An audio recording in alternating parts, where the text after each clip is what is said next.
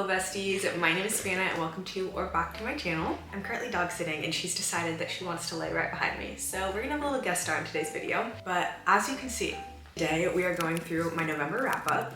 I'm really excited to talk about the books that I read in November because I had 3 5-star reads, which I feel like is such a good reading month.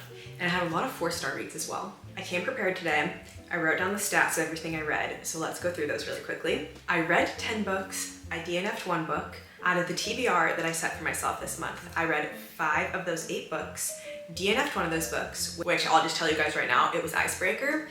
I don't know what it was. That book just was not holding my attention for whatever reason, and this is the second time that I've read about 50 pages of it and then put it down and never came back to it. So I feel like it's time for me to DNF it, which I feel a little bit sad about because a lot of people really enjoy that book and I want to understand why, but it just didn't do it for me. And I am still reading 2 books that I put on my November TBR, and those 2 books are Tower and Dawn and Empire of Storms by Sarah J. Maas, the tandem read in the Throne of Glass series. I think I said this when I made my TBR video, but I don't want to rush myself through those books. I don't want to like put myself into a book slump. So I'm just going to continue those 2 books into December, and then hopefully I'll finish them and Kingdom of Ash in December and be done for the Throne of Glass series, which is going to be crazy. Anyways, in November I read 2 audiobooks, 2 Kindle books, and 6 physical books. 5 of the books were fantasy, 1 was romance, 3 was fiction, and 1 was like YA mystery. And in total, in November, I read 4,283 pages. All right, now let's talk about the books. I started off November with quite the bang. I read one of my new favorite books. This is Metal Slinger by Rachel Schneider, and shout out to Emmy Rossum because she really hyped up this book on her YouTube channel. So I had to read it because it was on Kindle Unlimited, and when I read a book on Kindle Unlimited and end up with a physical copy, that's how you know I was obsessed with it. I highlighted a few things in my Kindle, so I wanted to be able to tab it in the actual book. But yeah, this is a very fast-paced, I don't know if it's adult or YA fantasy. It kind of read like YA fantasy to me, but it might end up being an adult series. I'm not entirely sure.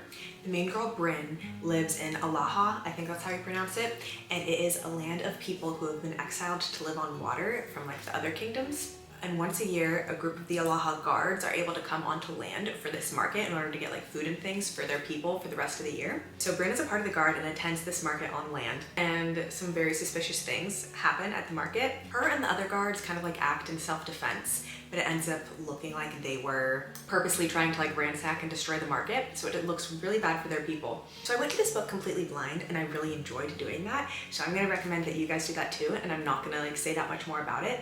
But something that I just loved about this book is from the moment you open it, you're kind of thrown into the action, and I think that's what made it feel so fast-paced and like such a page-turner. It just made me so engrossed in the story. So yeah, like Emmy said, this is going to be the new popular fantasy series for sure. If you enjoyed Powerless by Lauren Roberts, I think you'd really enjoy this book. Yeah, and I just want everybody to read this so that we can talk about it. I forgot to mention, this was 5 stars for me. The second book that I read in November was also a 5-star read. This is Beartown by Frederick Bachman. I can't believe it took me so long to read this one because I absolutely adore Anxious People by him. So I had a feeling I was going to adore his other books, and I did.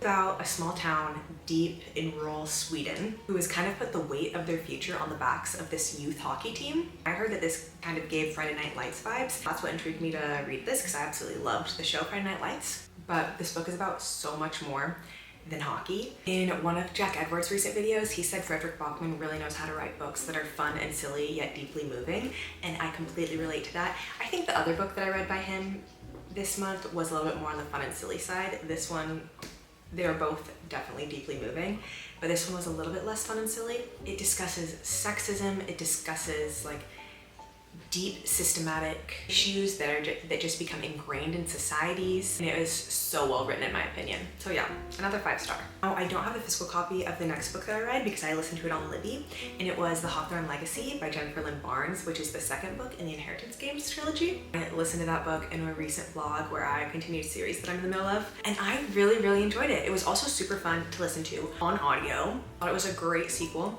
and I'm very excited to finish the trilogy with the next book. I ended up giving this book 4 stars. I don't really know what else to say about it. Jennifer Lynn Barnes' books are just such easy reads to me, and they're the perfect palate cleanser, and I love them for that. Okay.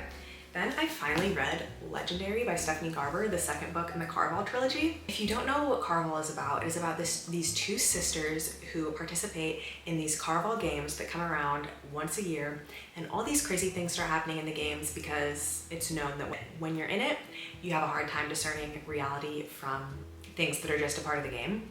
So that first book, Caraval, is written from Scarlet, the older sister's perspective, and then in Legendary they go through the Caraval games again, but it's told from the younger sister's perspective, Donatella. This book was also in my continuing series vlog, and I mentioned in that vlog how I kind of liked being in Donatella's perspective a little bit more than I liked being in Scarlet's perspective. The series is also kind of like a precursor for the Once Upon a Broken Heart series. So that was the main reason that I honestly wanted to complete this series, because Once Upon a Broken Heart, one of my favorite series ever. So I wanted to see the little bits of Jax that I was gonna get in this book, and then Finale, which I also read. But I ended up giving this book 4 stars as well. I technically read another book before this one, but I feel like I should just talk about it right now since I was just talking about Legendary. Finale, the third and final book in the Caraval trilogy. This alternates between Scarlet and Donatella's perspective and follows them uncovering multiple crazy other mysteries post-Caraval games. I ended up giving this one 4 stars as well. Caraval is just a very solid 4-star series for me. I definitely don't love it as much as Once Upon a Broken Heart, but I do still love Stephanie Garber's writing because it's just so magical to me, and it feels nostalgic, like a warm fairy tale. The book that I skipped over, all of these books were in my continuing series vlog, but this is Emily Wilde's Map of the Otherlands by Heather Fawcett. Second book in the Emily Wilde series. Start off, and Emily and Wendell, the two main characters, are back at Cambridge where they're both professors. Crazy things start happening, and they have to go on an adventure to the Swiss Alps to deal with said things. Also, I forgot to mention that Emily Wilde is a professor in the Dryadology department, which is fairy studies. So yeah, these books are written like her journals. That's why I love the Barnes & Noble exclusive editions, because it has this journal-like pages. But yeah, instead of chapters, it'll be like 14th of September evening. I really enjoy this series. They're very cozy fantasy books. I think there's gonna be one more, so I think there'll be a trilogy, and I'll definitely be reading that next year. Another solid 4 stars, definitely recommend if you're into cozy fantasy. I think this is also classified as light academia. Then I picked up A Man Called Uwe by Fredrik Backman. I learned that his name is pronounced Uwe, because Fredrik Backman is Swedish. I'm also so impressed, like speaking of the fact that Fredrik Backman is Swedish, I'm so impressed how well these are translated. I think to translate words from one language to another, but the way his books are translated, I feel like the higher scope of feelings and emotion, oh bless you! I feel like the entire scope of feelings and emotions is also translated so perfectly and so beautifully, and I don't think I've read a lot of translated books, but that's something that's very impressive to me. So shout out to the translator. Anyways, this one is about a curmudgeonly old man whose life has honestly just been a series of unfortunate events. I think he's 57 years old in this, if my memory is correct. It's funny because when other people were describing this book, I thought he was like 85. He's not that old. Anyways, he's gotten to a point in his life where unfortunately he feels like he has nothing left to live for. His wife has passed away, he's lost his job, and he's clearly struggling with depression. But this is another book whose themes are really centered around community and friendship as well, I would say, because Uwe's new neighbors and his community really steps up for him and is there for him, and without giving too much away, honestly gives him something to live for. So this is just another beautiful, amazing 5-star read in my eyes. I need to watch the movie and see if I like it. These last 3 books are also going to be a part of a vlog that I'm... Hi, Queen. Okay, these last 3 books are going to be part of a vlog that I'm going to be posting soon, so I'll just give you a brief overview of them. The first one is Rules of Civility by Amor Towles, and I really wanted to read this book because it's one of my mom's favorite books ever, so I felt like I needed to read it so that I can talk to her about it. One of my favorite things to do ever is to talk to people about books that they enjoy. This is about a woman in her 20s and the 30s and kind of all the things that she gets up to. It gives very much day in the life, character study vibes. Unfortunately, I personally found it a bit boring. I don't know if historical fiction is the genre for me. I did finish it, obviously, because I want to talk to my mom about it, but I don't know if I would have otherwise. But this is a story about friendship, about, not to sound too cheesy, but like being true to who you are. And it was interesting to hear about what a girl in her 20s in the 1930s life may have been like. Then on my Kindle, last 2 books are actually Kindle books. Kindle Unlimited books too, so even better. Kiss the Sky by Krista and Becca Ritchie, the 4th book in the Addicted Calloway series. I'm actually still surprised that I read that book because after reading Addicted Addicted, whatever the last one was. I told myself I wasn't going to continue the series because I actually did not like that book. Oh my god, I am so glad I changed my mind, because Kiss the Sky was low-key so good in an addictive Wattpad book kind of way. So yeah, if you didn't enjoy the first 3 books that much, I would still recommend trying the 4th because it follows a different couple. The first 3 follow Lily and Lo, and then this one follows Rose and Connor, and I enjoyed their story a lot more.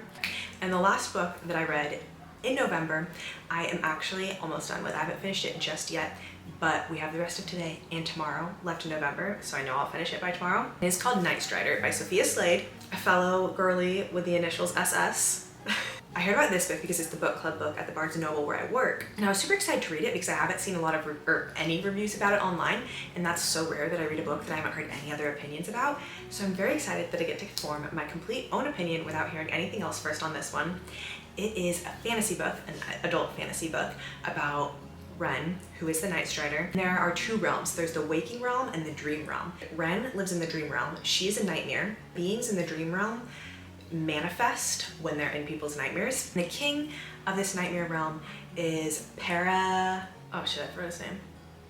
Anyways, he's a night terror, and he's like the most powerful kind of being as a night terror. There's people that are trying to overthrow him because he is horrible. And in this book, we are getting 4 point of views. We have Ren, the Night Strider's point of view, Cain, who is the Para's son, Isla, who is in an arranged marriage to Cain, or supposed to be at least, and Alaric, who is a part of the rebellion against the king. So honestly, when I first started this book, it was a little bit hard to keep up with all 4 different perspectives, but now that I'm like almost done with it, you get the hang of it because personalities and their storylines are so distinct. I mean, well, they're kind of crossing over, but they start out very distinct. I think this book, depending on how it ends, it's either gonna go up to a 4-star or it's gonna go down to a 3.75, but I feel like that's where it's gonna be. Maybe I will put on the screen what I decide to rate it, but if you wanna know like all my thoughts more in depth, definitely watch out for the reading vlog that is coming soon.